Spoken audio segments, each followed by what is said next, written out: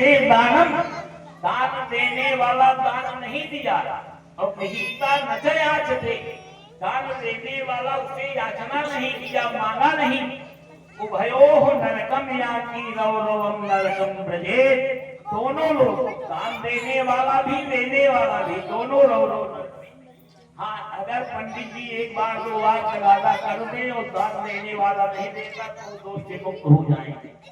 लेकिन अगर वो संकोच में, आपके प्रेम में वो आपसे याचना ही नहीं किया, मांगा ही नहीं और आप भूल गए, आपको याद भी नहीं है, तो दोनों लोग नरक के गामी होंगे। जो किसी का धन ले लेता है दूसरे जन्म में उसके शरीर में कुष्ठ हो जाता है, सफेद दाग हो जाता है, लाल रंग का दाग हो जाता है, समझ लीजिए कि किसी का धन अपहरण किया हुआ है, इसलिए कुष्ठ के रूप में परिवर्तित होगा।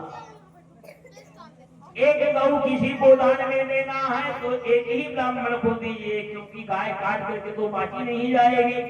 एक गौ एक ही ब्राह्मण को देना चाहिए, उसमें एक गाय में तमाम ब्राह्मणों का नाम बोल करके नहीं देना चाहिए।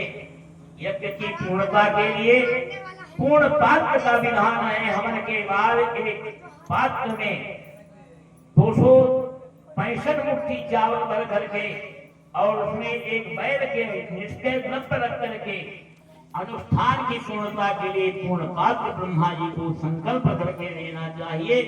उससे उसकी मनोभावना परिपूर्ण होती है, सिद्धि होती है, वह अनुष्ठान परिपूर्ण माना जाता है, फल देने वाला होता है।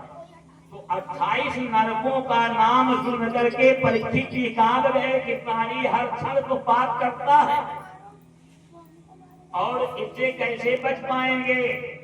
तो सुखदेव जी ने कहा कि हे राजन सुनो, कहा कि कलयुग केवल नाम आधारा, असुमिर सुमिर नर ऊपर ही पारा।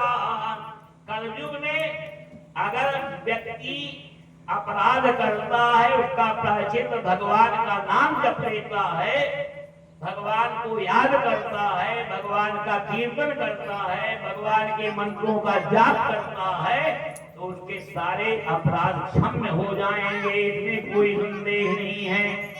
प्रायश्चित होता है, प्रायश्चित करने की हे प्रभु अब भविष्य में मेरे द्वारा इस प्रकार का ज्ञात और अज्ञात, जैसे खाने वाले वस्तु के खाने पर भी दोष लग जाता है, दूसरे जात का बनाया हुआ भोजन कर लिया तो जाति भ्रंश का दोष लग गया, और पीने वाले पदार्थ के द्वारा जो है पता नहीं कैसे बनाया गया उसके पीने पर भी दोष लग जाता है।